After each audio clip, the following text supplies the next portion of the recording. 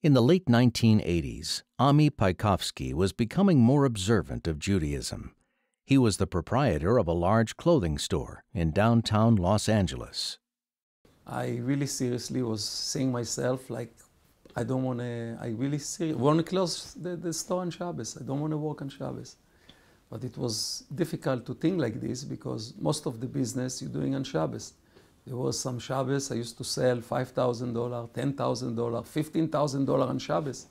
During the week, barely I can sell $100, $150. So 99% it's Shabbos. That's the business. Now if I'm going to close it, hey, what I'm going to do? But I felt inside my kishke, that's it. I'm going to close it. I'm going to jump to the water. And so what did I start to think what I'm going to do?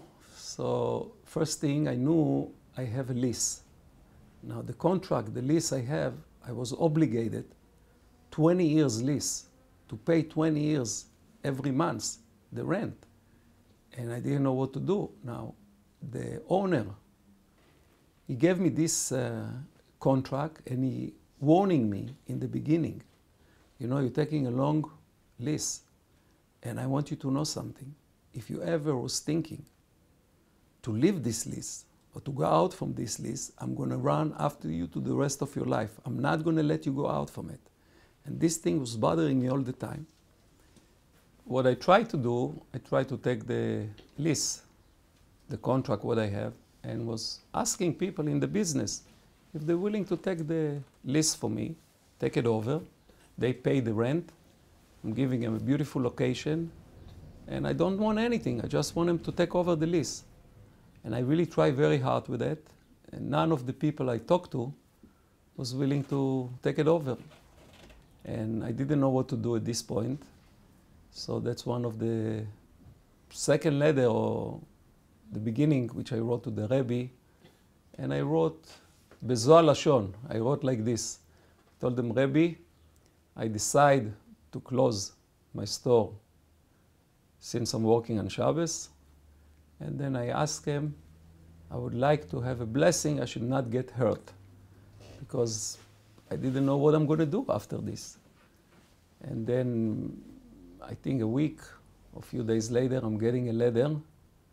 And in the envelope I open, I see $18, which is bill of 10, bill of 2, bill of 1, and bill of 5.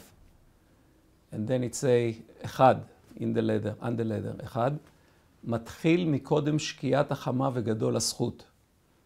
2, להפיץ את התורה מתוך שמחה. 3, לתת צדקה שמה, to give tzedakah at the money what he gave me. So the next day I say, I'm going to go to the landlord.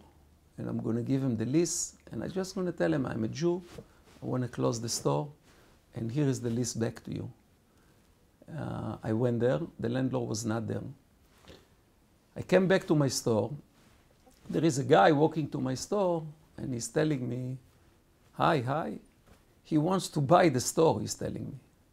So I told him, go to the landlord. He's telling me, I was with the landlord. I said, what the landlord told you? He said, you're holding the lease. אתה מחזיק את החוזה. You're holding the lease. I told him, so what do you want me to, what do you want to do? He said, I want to pay you. I want to give you money for it. He took a checkbook and he wrote me a nice check.